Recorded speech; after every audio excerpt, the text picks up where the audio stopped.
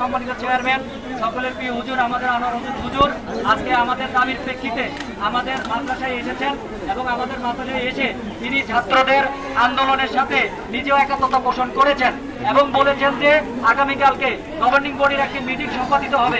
কারণ একজনের কথার মাধ্যমে কোনো প্রিন্সিপালকে চেঞ্জ করা যায় না, যেহেতু গভর্নিং বডি অনেক সদস্য আছে। এই পরিপ্রেক্ষিতে তিনি কালকে বসবেন। আমরা সকলেই জানি হুজুর বৈষম্যবিরোধী ছাত্র আন্দোলনের যে আন্দোলন হয়েছে, তিনি কিন্তু চট্টগ্রাম আন্দরকিল্লা মসজিদ থেকে জালেমের বিরুদ্ধে প্রথম হুঙ্কার দিয়েছিলেন এবং ওনার মাদ্রাসায় হুজুর বলেছে, আমি যদি জালেমের বিরুদ্ধে আমিও জিরো টলারেন্স থাকবো ইনশাল্লাহ। আপনারা দেখেছেন সকল ছাত্রছাত্রী আমাদের সাথে কিন্তু একাত্মতা পোষণ করেছে এবং আগামীকালকেও আমাদের ছাত্রছাত্রীরা বলেছে যদি গভর্নিং বডি থেকে যদি আমাদের দাবি মেনে না হয় তাহলে অনির্দিষ্টকালের জন্য আমরা মাদ্রাসা বন্ধ ঘোষণা করবো ইনশাল্লাহ। একটা কথা স্পষ্টভাবে বলে দিতে চাই, আমাদের কাছে ওনার দুর্নীতির বিরুদ্ধে সকল অভিযোগ আছে, ওনার যত অপকর্ম আছে সকল কিছু আমাদের কাছে আছে।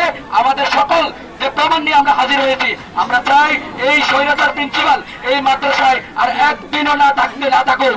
আমরা চাই এই মিথ্যাবাদী স্বৈরাচার প্রিন্সিপাল এই মাদ্রাসা থেকে তাকে পদত্যাগ করিয়ে আমাদের এই মাদ্রাসাকে আবার আগের মতো সুশৃঙ্খল এবং একটি সুন্দর পরিবেশ গঠনে সহায়তা করুক। আমরা সকলে আমাদের কাছে আহ্বান করবো, হুজুর আপনি যথাযথ পদক্ষেপ নেবেন, আমাদের কাছে সকল প্রমাণ আছে, সকল প্রমাণের ভিত্তিতে আপনি এই প্রিন্সিপালকে এই মাদ্রাসা থেকে বহিষ্কার করে দিবেন ইনশাআল্লাহ।